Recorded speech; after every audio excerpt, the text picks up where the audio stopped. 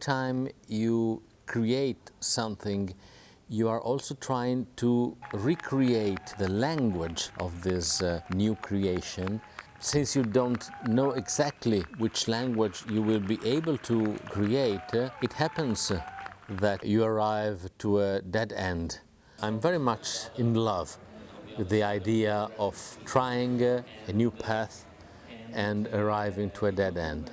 So if you're a researcher, failure is really a friend of yours. It cannot be but this way.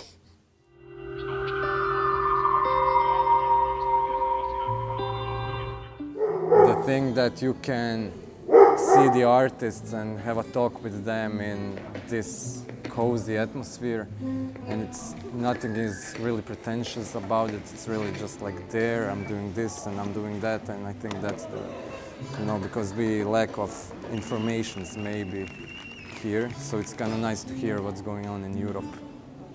Definitely this edition of the festival is connected with sound and music, because in a lot of performances there were live music or some kind of speech or talking. But if I think of sound, first that is coming up on my mind is the sound of the people, and these crowds of people that are here before the performances, after, in between, on the parties.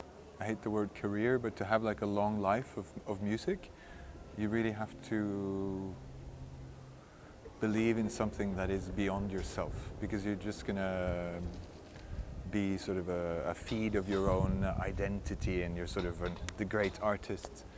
I find that incredibly boring, self-unfulfilling. For me, the great thing about music in general is the abstractness of what music actually is, and how to think about music, I think, is just a lifelong learning curve. So it feels like one big experiment. Some people have big need for consuming art, some people have big need of producing art.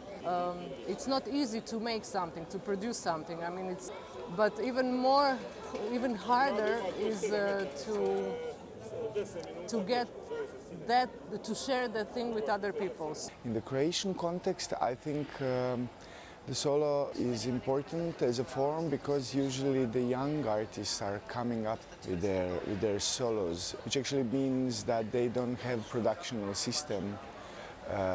Yesterday night I was stunned by the level of some of the works in the sense of preciseness of structure and choreographic thinking, even though knowing that this young dancer is actually working without any support of a dramaturg or any other productional means. The light installation is called Kineto.